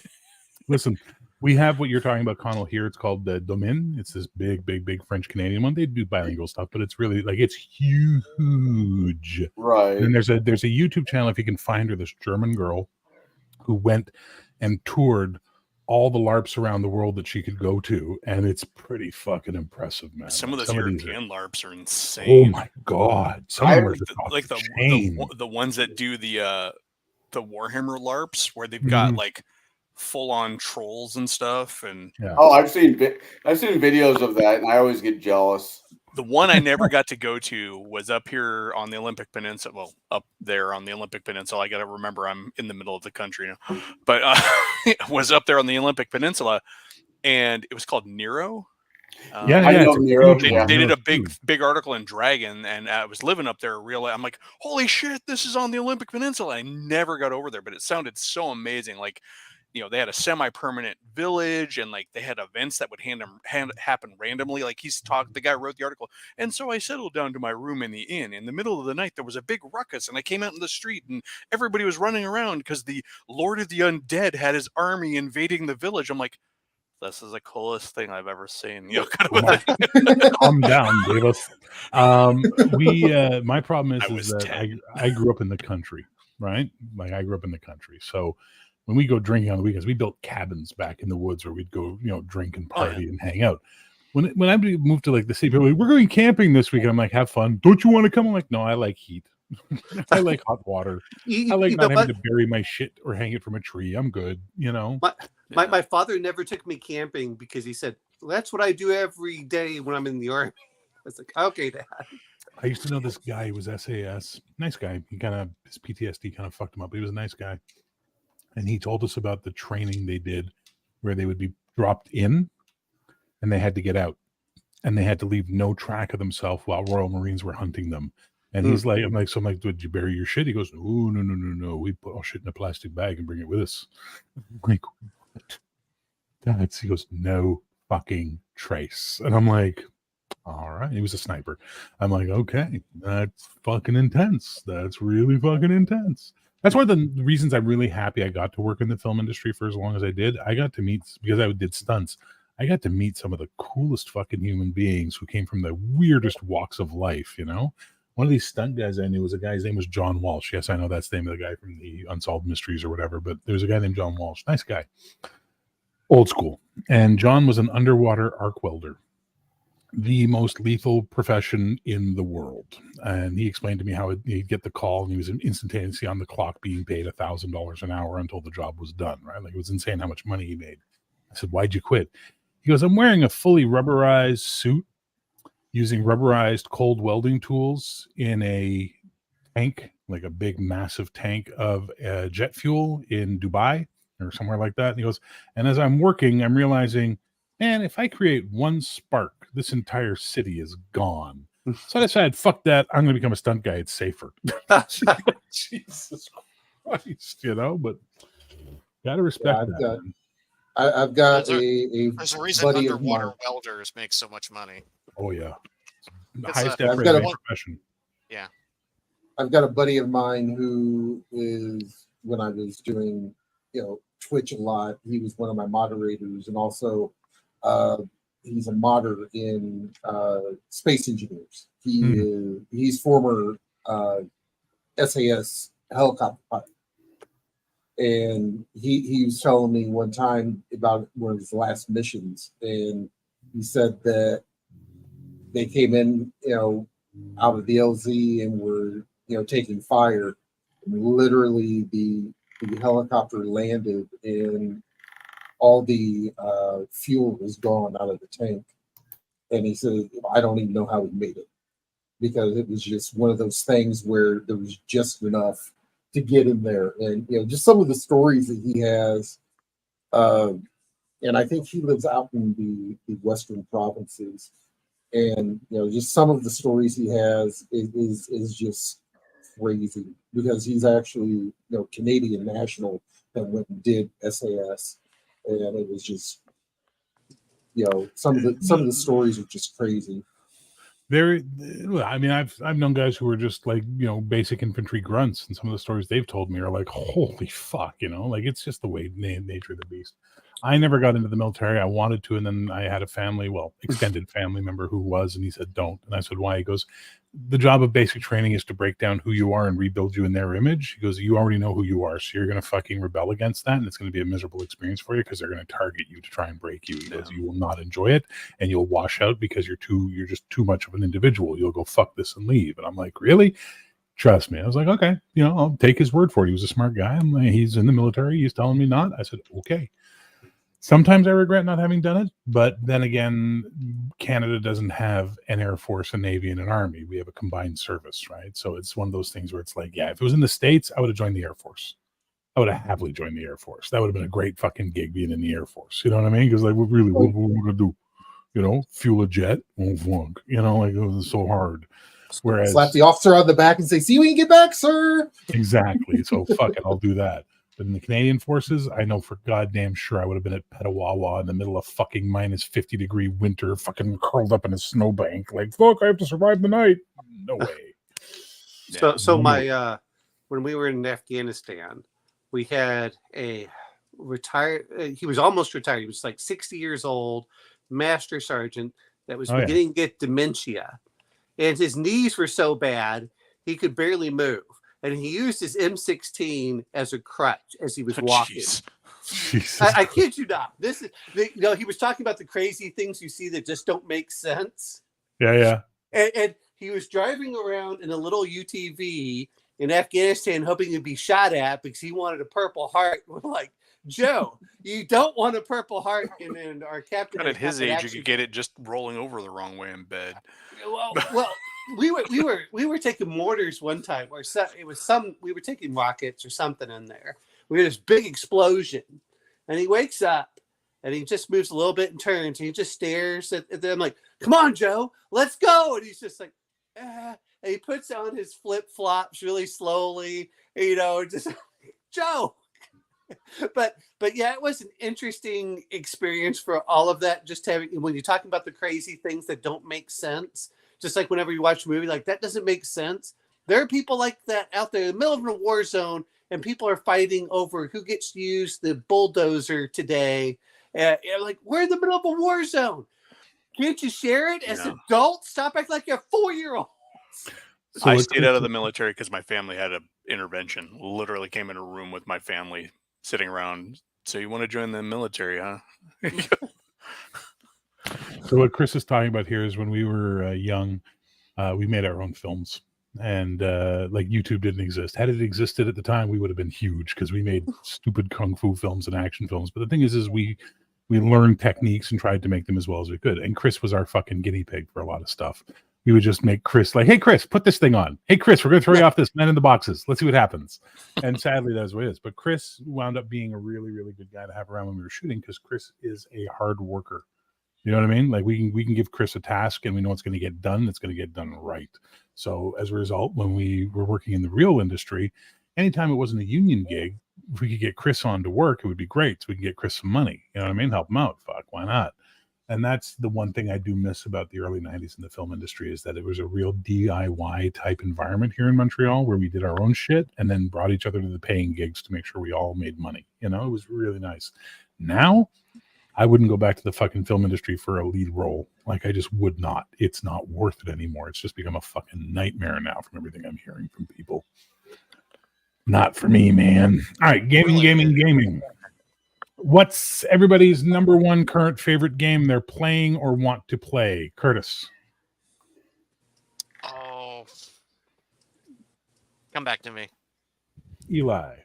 Right now, honestly, anything other than 5e. I've been running the same 5e game pushing 3 years now. Oh.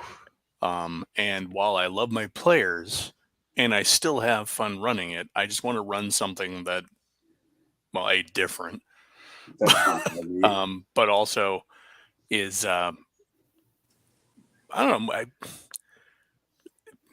That's a little less like, I'd like to go to like an old school system or something like that, or I've got so many games on my shelf. The one I really want to try playing is Righteous Blood Ruthless Blades. I don't know that one. What's it about? It's a Pirates wuxia and RPG.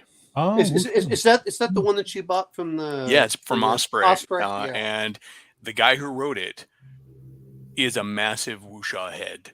He was so into wuxia that he learned Chinese, became fluent, moved to China to translate wuxia books into English, married a Chinese lady. I mean, he's just like lives, eats, breathes wuxia. And his game is really cool. Seth Korkowski has an awesome couple of videos on it if you want to check it out. Yeah. It's presented nicely. It's a game that is all about kind of building your own style from a bunch of crazy moves.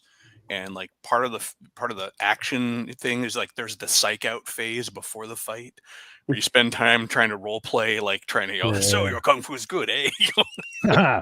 My style's better than yours. I 5 know the years it Three took Monkeys me taking to a piss learn style, it. but You Wait, gotta wait, talk wait. like you're in a Shaw Brothers movie that's been dubbed into English. Otherwise, it's not fun. exactly. Oh. But it's done. It's funny the way like Seth Korkowski puts it. There's no magic in this game. There is an ability that allows you to strike a string on your harp and cut through a man's neck, but there's no magic. Wait a minute. Are you watching? What was it? Kung Fu Hustle.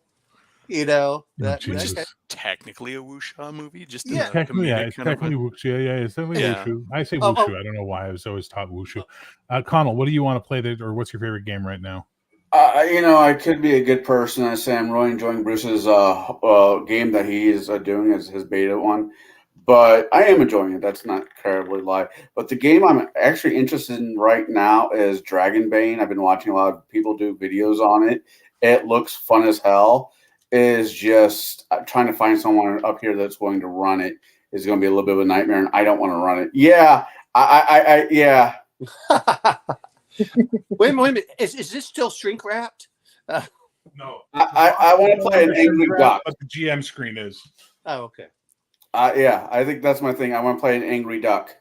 Oh, me too. I love the Ducks. Okay, we're good. We're good. We can hang out.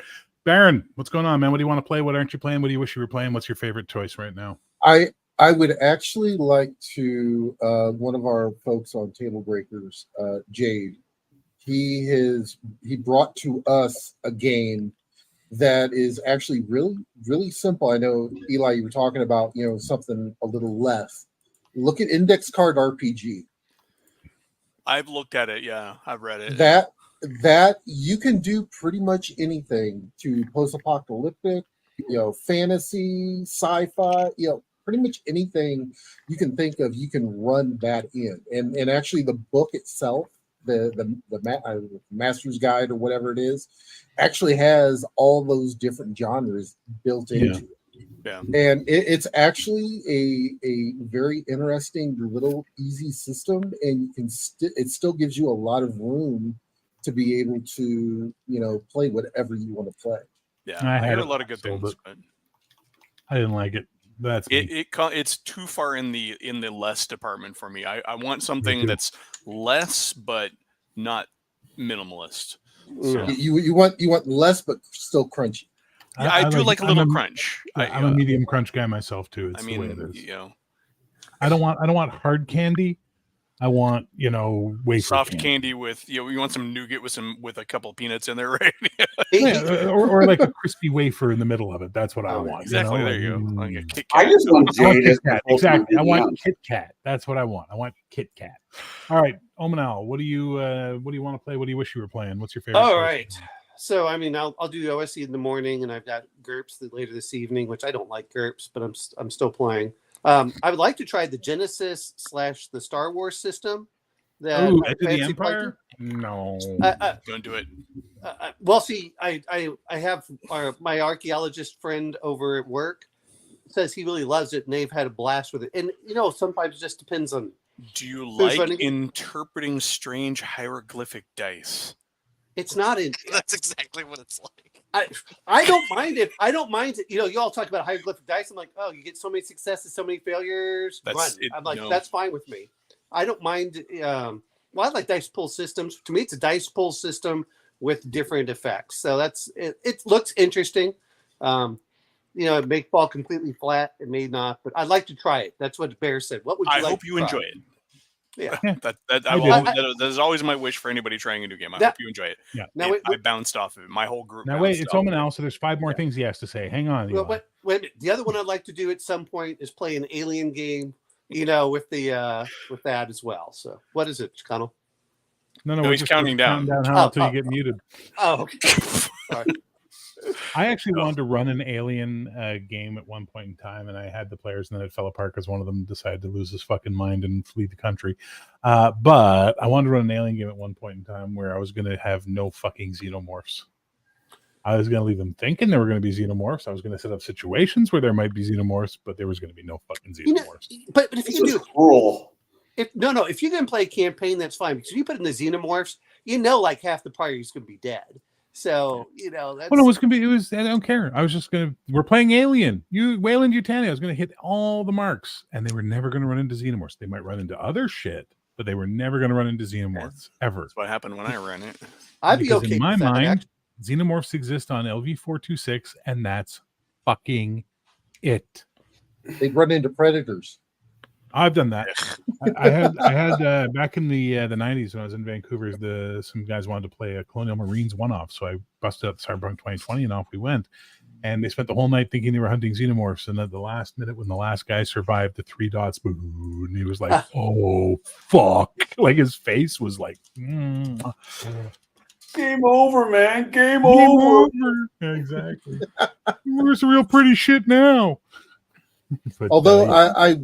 I will say one thing that I was actually surprised with, because I'd heard a lot of bad things about it, but after watching your 2D20 Star Trek, Yeah, I was actually like, you know what, that system may not be as bad as what It's some not. people have said. it's not. It works. I didn't like it for Conan, but it works really well for Trek. Like, I'm shocked at how well. Hey, weird guy. I've heard it the other way. Stop. Hang on a second. Weird guy threw us a super chat. So nice of you, brother. If you do Star Wars, use Mini 6 bare bones. Amen. But add Griffin Publishing rules called Dueling Blades. That's the most cinematic sword fighting rules I've ever used. Fair. Let me tell you what I would do as I was running Star Wars. Watch. Hey, guys. Curtis, Eli, Connell, Baron, Omanal. We're going to play Star Wars tonight, okay? Awesome. Great. No fucking Jedi. Okay. That's No, how I solve that problem. Well, you know what? I was okay with that. It's like, all right, let's do. Yep. To me, it's just a normal space game at that point. I mean, it's yeah. Yeah, I- I want to be an Ewok Jedi. Well, you can go fucking play someone else's game. I I still hear am Weird trying to Guy's find got this game players he runs for that my uses all Dueling indoor Blades. campaign. Check it out. Can So I is that play the Elon? R2 unit? I wrote a that it? campaign where everybody's supposed to play Ewoks in pre-Empire Endor. Yeah, that's called the Ewok show, man. Exactly. I think I've seen those movies. I'm one of the few people out there, probably. Well, not few people. I'm No, in that's the the- minority that actually likes Ewoks, but You know what my favorite piece of stupid 80s television show music is?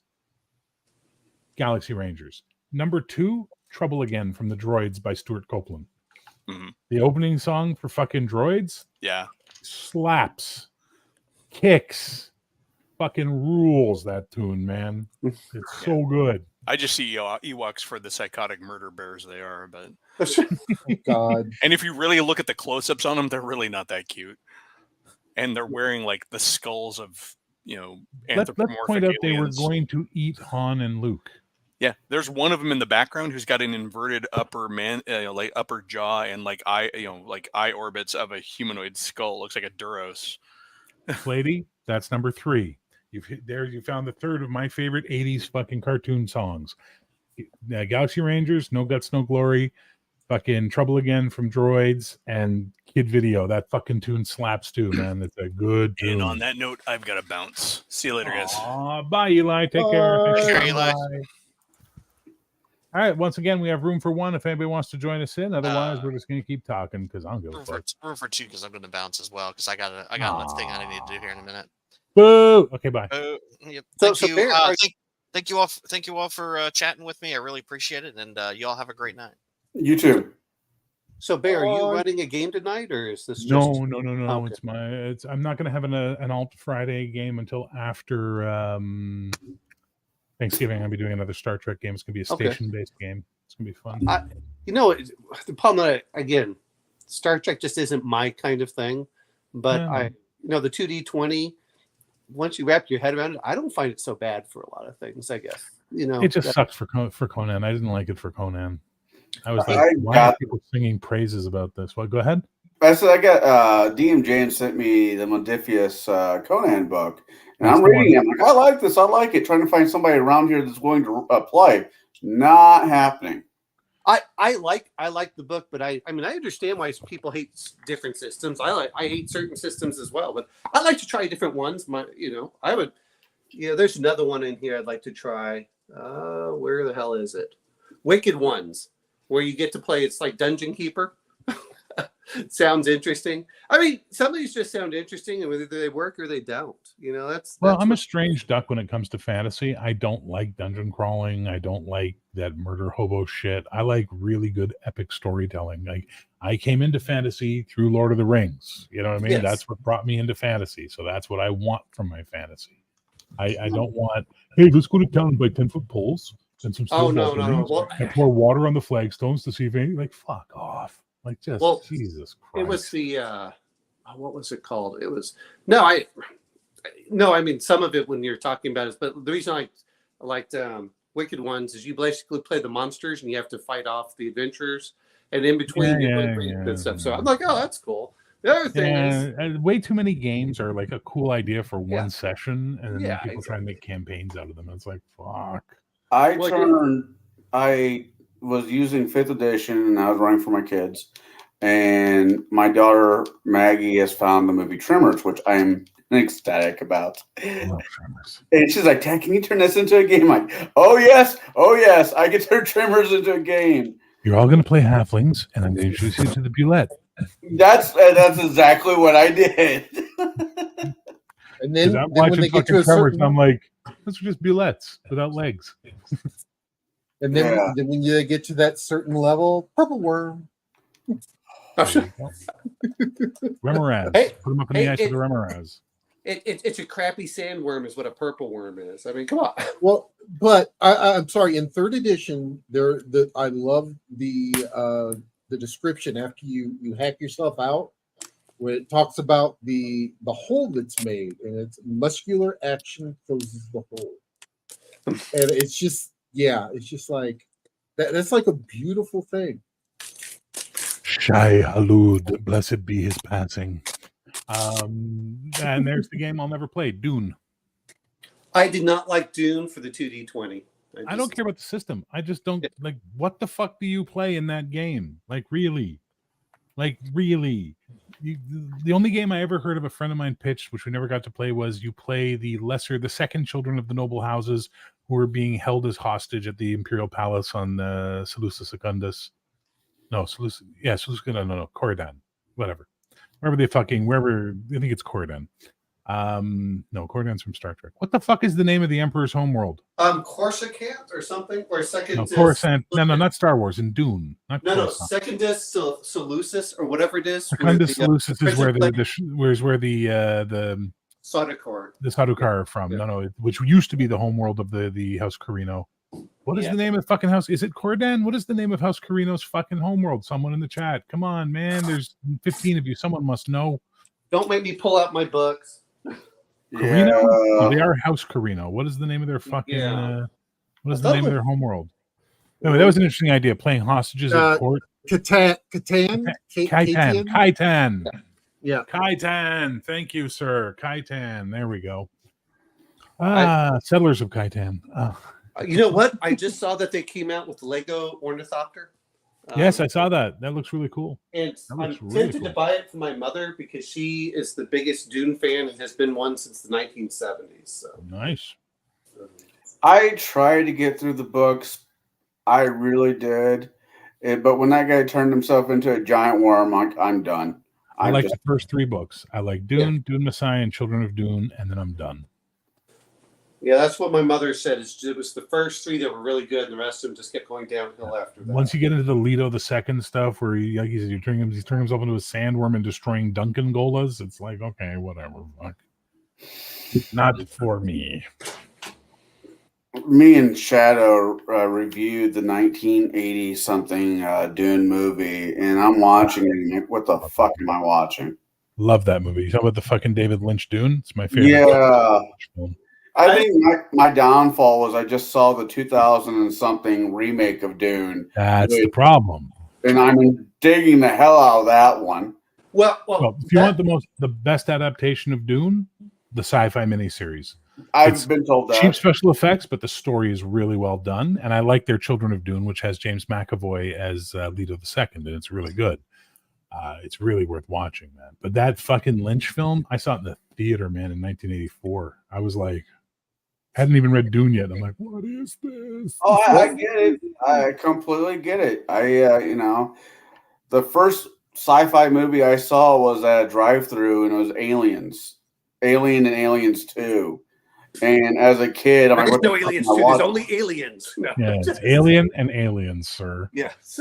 I will come where you are, and I'll put you in a headlock you will never escape from. I was 3 or 4, and the first movie my dad took me to was Empire Strikes Back. Well, for me, it was Star Wars at 4. For that, but God. I wasn't born yet, so I couldn't go. Oh, First before- sci-fi movie I saw in the theater was Star Wars, and then the second sci-fi film I saw in the theater was Star Trek: The Motion Picture. I saw that one, and boy, I was bored.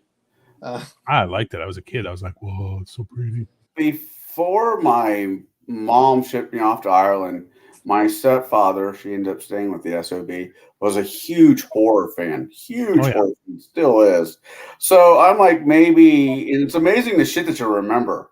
It's like Friday or Friday the 13th. I think came out. I saw that at Drive, and people's like, you can't remember these movies. I'm like, oh yeah, they left the effect. There's a reason. It's like, how do you not like technology? I saw Terminator way too early in life. Oh, I still remember Battle. Was it Battle Beyond the Stars or whatever? That's Yeah. the Magnificent Seven Samurai in Space. Exactly. My favorite horror film is a 1980 film called The Changeling, with George C. I know Scott. that one. I love know that.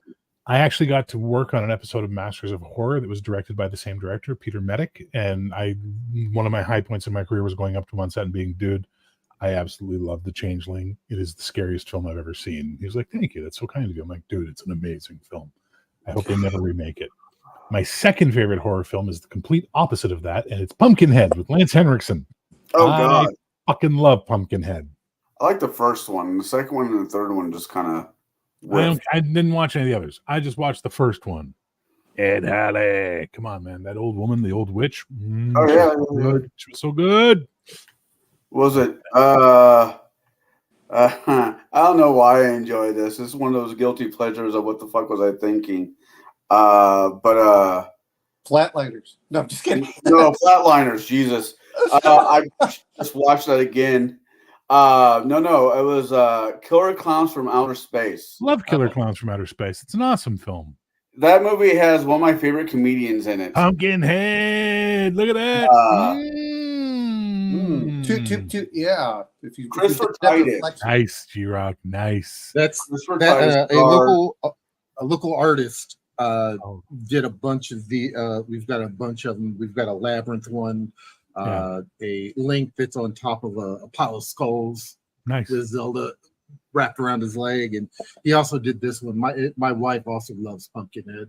I'll tell you this, G-Rock. If I was a competitive type, which I'm not, I would go digging through my shit to find the Polaroid of me and Lance Henriksen together on set from Millennium and go, yeah, you got Love Pumpkin? that Me and show. Lance. That show came on right after Strange Luck, the guy who played Walter, whatever, from Fire in the Sky. Oh, yeah. Fuck D.B. Sweeney. Yeah, I enjoyed. I don't know. Travis Walton is the character. Yeah. Yeah, no, I love fucking Millennium. Millennium was a good show. I was really glad I got to work on it. I think I watched a few of the episodes. It just wasn't quite for me. Listen, everything is yeah. a matter of taste, right? Yeah, If no, you no, like something, it's all subjective. It's not. But I have nothing negative to say about it. I just don't remember it really saying, "Oh yeah, this is one I have to watch all the time." I'll tell you one I did like, which I'm not sure it's really horror, was when they had Constantine on NBC. Oh God, I love that while it was on. The TV true to show. and it was I heard it true was to good. it was true to the book, and I was like, "Man, this is so awesome!" And then they just killed it. They did nothing, and I said, 13 episodes of gloriness killed it. When I got the call to go to audition for Millennium, I was like, I had just seen the Chris Christopherson sci-fi film Millennium with Cheryl Ladd, and I was like, they made a TV show out of that shit. All right, well, I'll go audition. It's a job. And then I found out what it was when I got there. I'm like, oh fuck! Wait a minute. Where everyone has I just remember the council, whatever, and they all had their face, all the way. Oh yeah. Fuck. Yeah. What was the jet deal engine? with the Millennium with the Ouroboros? I've never been able to figure that one out. I don't know. But it was a thing, or am I remembering it? There was a thing. There was a lot of weird shit going on that show. Remember the episode with all the devils sitting around? Yeah. That was a good fucking episode. Because I'd watch Strange Luck, Millennial, and what was the other one I was really digging in the 90s? Oh, yeah. X-Files. Yeah. I thought Millennium, yeah. I mean, I remember Millennium being afterwards, and maybe it was just that they didn't have enough humor or something to it. They kept a lot of people in there.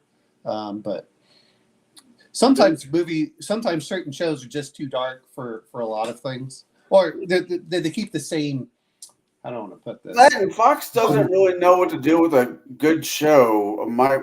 For example, Firefly. Connell, they knew exactly what they were doing.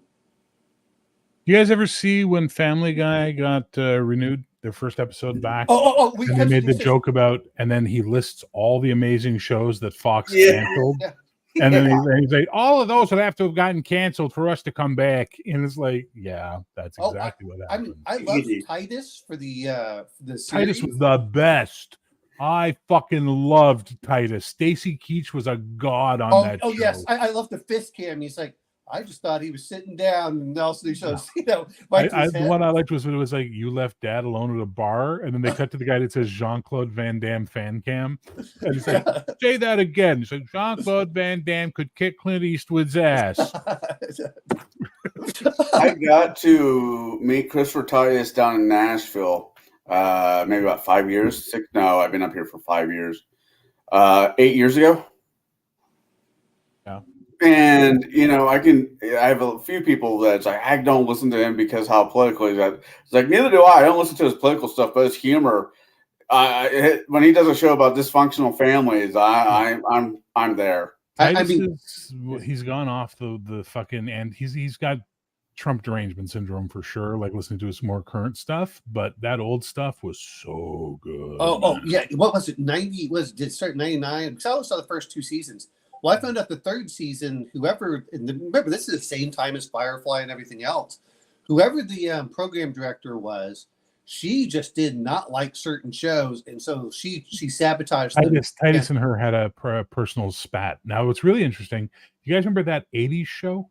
Yeah, I was on for like I liked that 80s show. I actually enjoyed it a lot, and I fell in love with Shyler Lee, the girl who played the punk. I was like, God, she's so beautiful. Oh my God, I want to marry her. And we had the lady who played the record store owner, the older lady. She was here for the Just for Laughs, and she was on the radio, and they asked her what happened to that show, and she goes, we got canceled over a number of pennies. And we're like, what?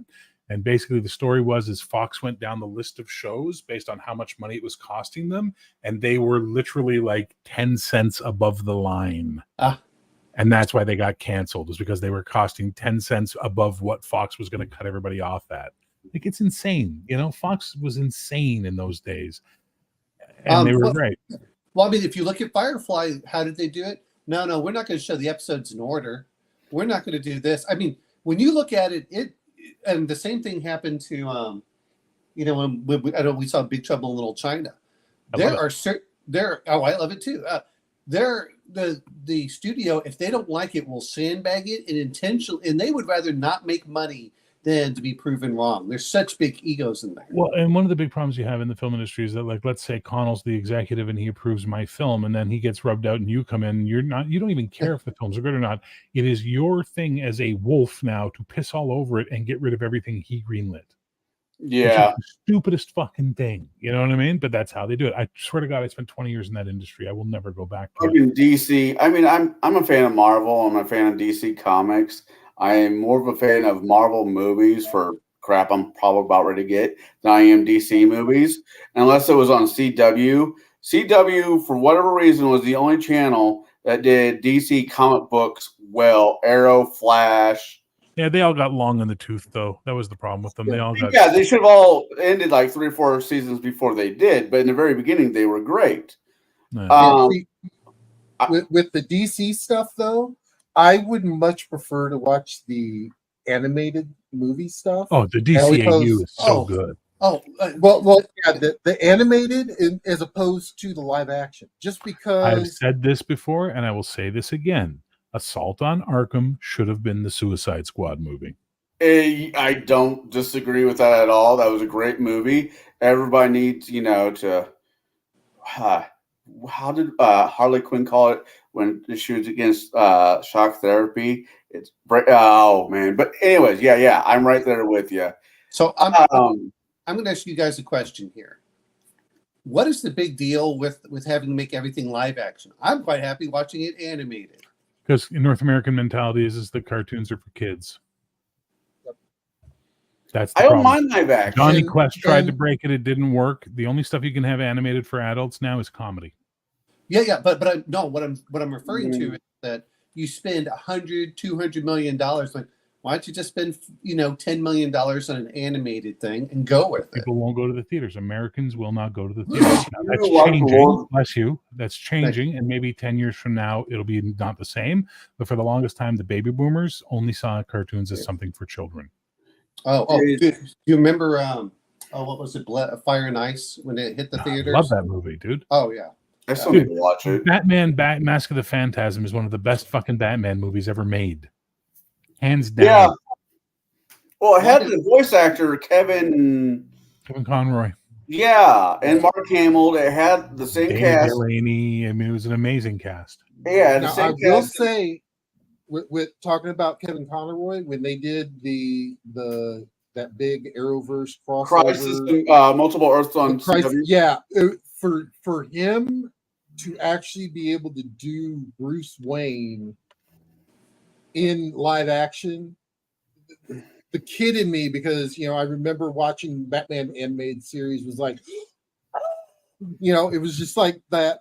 It was just that nostalgia, of the voice and everything else. It was just like, oh, yes, Okay, I'm just going to bring up the Star Trek voices, for the Next Generation and Gargoyles for the first 2 Oh, yeah. seasons. Oh, yeah.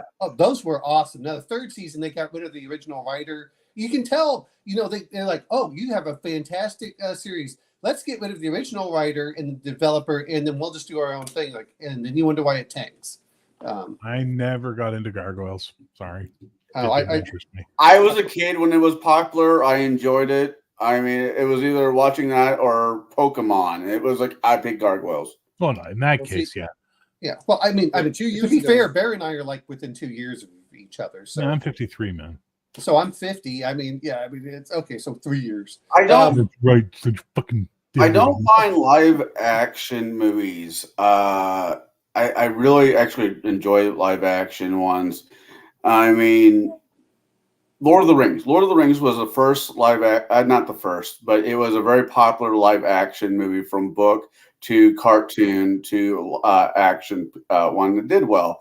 A little bit better than Christopher Reeve's Superman. A whole lot better than Michael Keaton's Batman. But it kind of opened up the door. It's like, hey, this can be a thing if we do it right. And the problem is a lot of studios shit the bed between now and then. Well, I actually prefer the Bashki Lord of the Rings to the Peter Jackson stuff. Just saying. To each their own. I mean, everybody's got their own jam. Yeah, there are no, elements exactly. in there that I the like. music made the animated. I'm sorry. Dude, I bought the CD.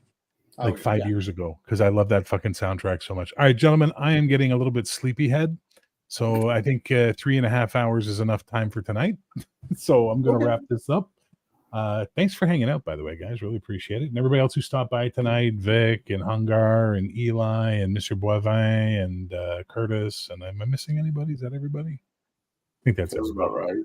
And everybody who chatted, thank you so much for hanging out. It was a lot of fun tonight, guys. Don't know when I'll be back on. Monday night I got a game, so I'll be back for that. I don't know if I'll be on this weekend. I So, think so, this so, weekend I got so too which much game going is on. your Monday game? This Monday the game is going to be against the Dark Master. Okay. All my Monday games are against the Dark Master. My Tuesday game is Star Trek, and I'm going to have another Star Trek on alternate Fridays, and then there's Bastard Sword on the one-off. Do that. I have too many games. Plus, I have a home game. I need to think about not running as many games, I think. No, wait a minute. When are you going to start putting your stuff up for? Whoop, there he goes. Now he's back. Yeah. There we go. Yeah, There we go. I was That's what happens when you bring up that shit. The system kicks you out. Look, we're hoping to have Heroic, the superhero game, heading to backer kit in the new year, and Bastard Sword when it's fucking ready. Okay. That's where Bastard Sword's at, when it's fucking ready. No, I know you were working hard at it, so I just wanted to make sure you have to plug these things for yourselves. Oh no, right now I'm so deep into playing Star Trek and reading Star Trek and researching Star Trek and getting back into Star Trek. I'm not working hard on anything, which I really need to fix soon because I'm starting to feel like I'm a negligent parent abandoning his children. Yeah, Anyway. you're getting used to it. Anything you want to pimp there, Connell? Yeah, tomorrow, hopefully at 4:00 Central Time, me, Omenau, not Sunday. I'm bad. Sunday. Sunday. Ladies and gentlemen, boys and girls of all ages, let's get talking about Flatliners, the early 1990s movies about people who wanted to die and see what was on the other side, and well, fuck, they found out. That's what we'll be talking about. Me, Shadow, Omenau, hopefully Mark and Bo. Then after that, we will tell you what's going on next. Just got to show up on Sunday. Nice. Because we haven't figured out what we're watching next. Next Thursday on Table Breakers, we're going to be doing part 2 of our supernatural and horror deep dive. And from what I've been seeing, we're going to be focusing a little bit more on like werewolves and lycanthropy and all lycanthropy, I should say. And it's going to be a fun time. So join us. It'll be myself, Bruce, the Crafting Gamer, Connell, and of course Kai and Jade. There you go. And Omenal will be appearing on many different streams and podcasts around the internet. Always fun. He's a whore. Thank you so much for hanging out, guys. Peace, love, geek, and I will see you when I see you. Bye, everybody.